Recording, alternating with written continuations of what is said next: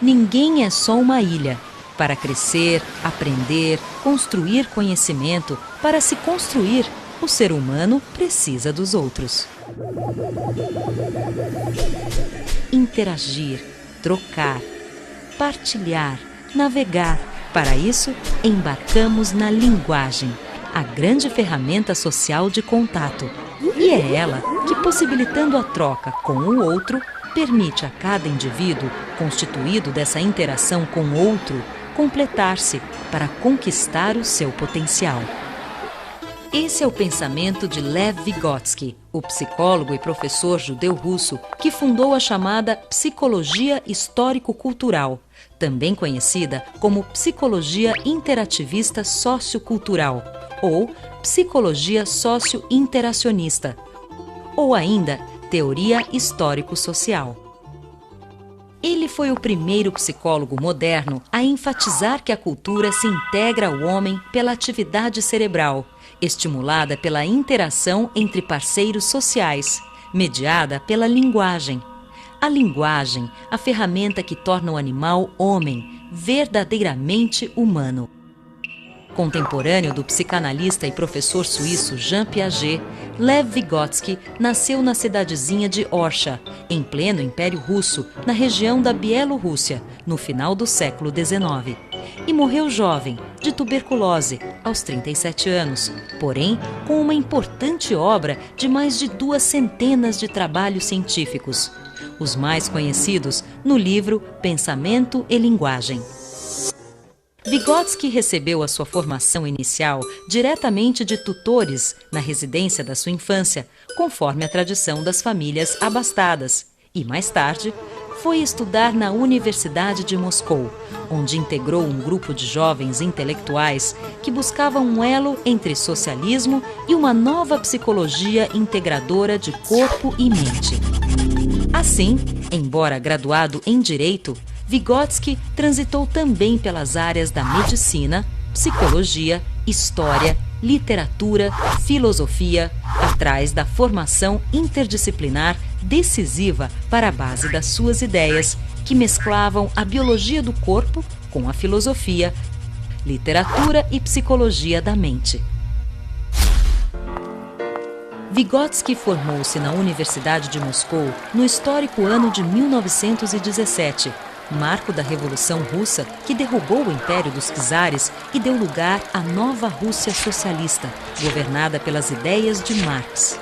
O discurso marxista postulava que tudo é histórico, fruto de um processo, e que são as mudanças históricas na sociedade e na vida material que modificam a natureza humana, em sua consciência e comportamento.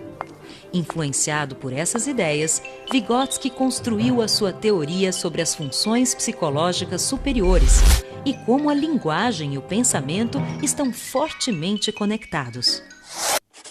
Para Vygotsky, é importante avaliar a criança pelo que ela está aprendendo e não pelo que já aprendeu. Sua teoria procura avaliar os processos mentais envolvidos na compreensão do mundo. E o modelo de aprendizado descrito por suas ideias representou um grande salto para a pedagogia, especialmente quando descreve a zona de desenvolvimento proximal. Para ele, uma das etapas de aprendizagem mais importantes. Para entender as ideias de Vygotsky, é fundamental inteirar-se de 4 pensamentos chaves vygotskianos: interação, mediação, internalização e ZDP, Zona de Desenvolvimento Proximal. Vygotsky descobriu que para melhorar o nível da aprendizagem, mais do que o indivíduo agir sobre o meio, precisava interagir. Para ele, todo sujeito adquire seus conhecimentos a partir de relações interpessoais, de troca com o meio. Por isso, é chamado de interativo. Vygotsky afirma que aquilo que parece individual na pessoa é, na verdade, resultado da construção da sua relação com o outro. Um outro coletivo que veicula a cultura. As características e atitudes individuais estão profundamente impregnadas das trocas com o coletivo. E justamente é ali, no palco da cultura, dos seus valores, da negociação de sentidos tramada pelos grupos sociais, que se constrói e se internaliza o conhecimento. Como? Através da língua, da linguagem, dos símbolos escolhidos como metáforas ou outras figuras que se constituem em valiosa moeda de troca. Isto é, a interação é feita através da linguagem, que realiza uma espécie de mediação do indivíduo com a cultura. Vygotsky entende que as funções mentais superiores são socialmente formadas e culturalmente transmitidas por meio da linguagem. E mais, que ainda que uma criança tenha biologicamente o potencial de se desenvolver, se não interagir, não se desenvolverá como poderia. Basta lembrar do exemplo recente do menino lobo encontrado em Kalunga, na Rússia, que criou-se com lobos e desenvolveu muito pouco do seu lado humano. Andava de 4, não falava, rosnava e mordia como um cão. Como é que a cultura negocia os sentidos das coisas? Através de representações simbólicas, através da língua, da linguagem, que realiza a mediação entre a coisa e a compreensão da coisa, como se fosse uma tradução, uma afirmação, uma certificação.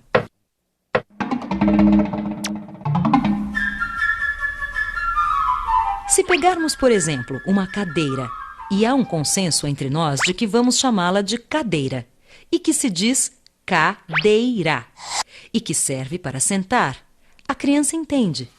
Esta informação vai parar lá no seu cérebro, onde fica armazenada junto com o atributo sentar. Passamos assim para a terceira ideia-chave de Vygotsky, a internalização, que é o momento em que o aprendizado se completa, quando a criança, ao refletir sobre o nome e o significado de cadeira, ao internalizá-los, consegue abstrair o conceito de cadeira e torná-lo universal.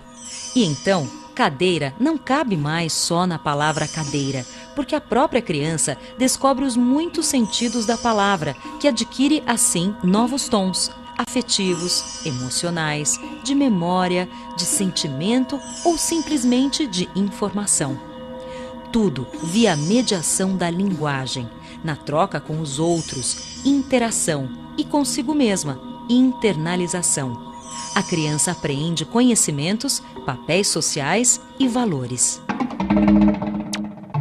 E, finalmente, a quarta expressão vygotskiana, ZDP, Zona de Desenvolvimento Proximal, que nada mais é do que aquele espaço em branco que existe entre o que a criança já é, já sabe fazer sozinha, e aquilo que ela tem a potencialidade para vir a ser, desde que seja assistida, aprenda com os outros. Proximal vem de próximo, perto, íntimo, e é onde entra o professor, o adulto ou um colega mais experiente da roda da criança, que, como parceiros de estrada, detectam o seu potencial e a estimulam a se superar e a se apropriar do que, em tese, ela é naturalmente capaz. E assim fica claro o papel do professor.